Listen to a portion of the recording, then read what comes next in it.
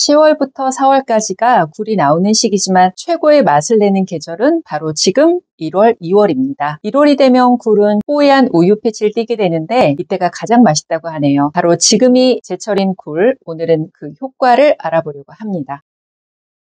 굴은 지용성 비타민과 수용성 비타민이 풍부하고 비타민 A를 포함해서 굴이 철, 요오드 같은 무기질이 많습니다. 껍질에는 탄산 칼슘이나 마그네슘 같은 성분이 많아서 그야말로 바다의 우유라고 불리죠. 단백질 함량은 우유보다 10% 많고 각종 비타민, 철분, 무기질이 풍부해서 겨울에 부족하기 쉬운 비타민과 미네랄을 충분히 보충할 수 있습니다. 특히 굴의 당질은 대부분 글리코겐입니다. 이걸 동물성 녹말이라고 부르는데 소화 흡수가 빨라서 지친 몸의 활력을 빨리 올려줍니다. 동의보감에는 먹으면 맛이 좋은데 몸에 아주 좋다. 또한 살결을 곱게 하고 얼굴빛을 좋아지게 하는데 바다에서 나는 식료품 가운데서 가장 좋은 것이다라고 쓰여 있습니다. 한방에서 특히 주목한 부분은 모려라는 굴 껍질인데요. 남녀의 비뇨 생식기 질환에 좋은 약재로 사용되고 있습니다. 임상에서는 남자의 조루증, 저절로 땀이 나는 자한, 식은땀이 나는 도한, 사타구니에 땀이 나는 증상, 부인의 대하나 자궁출혈에도 활용하고 있습니다. 혹시 굴 하면 떠오르는 단어가 있으세요? 그 중에 하나가 카사노바일 겁니다. 자신의 정력 비결이 굴이라고 말을 해서 유명해지기도 했고요. 실제 이런 강장 효과는 특히 풍부한 아연 때문에 가능합니다. 음식으로 보충해야 하는 필수 영양 성분인 아연은 남성 호르몬인 테스토스테론 분비를 촉진하고 정자의 생성 활동을 돕습니다. 또 굴에는 정자의 중요 성분인 아르기닌도 많이 들어있기 때문에 실제로 정력에 도움이 됩니다. 하지만 무조건 강화한다가 아니라 호르몬 수치가 정상 범위 미만일 때 회복 효과가 있다는 의미이기 때문에 이미 정상이신 분들에게는 큰 의미가 없습니다. 지나친 맹신은 하지 마시고 면역이 약할 때 애용해 보시면 도움이 되실 겁니다. 참고로 생굴 100g에는 아연 16.6mg 정도가 들어있는데 식약처에서 권장하는 아연 1일 권장량은 생굴 100g만 먹어도 충분한 양입니다. 굴은 뇌 기능을 활성화시키는 데 좋아서 수험생 영양제나 치매 예방까지 기대해 볼 수 있습니다. 이게 가능한 건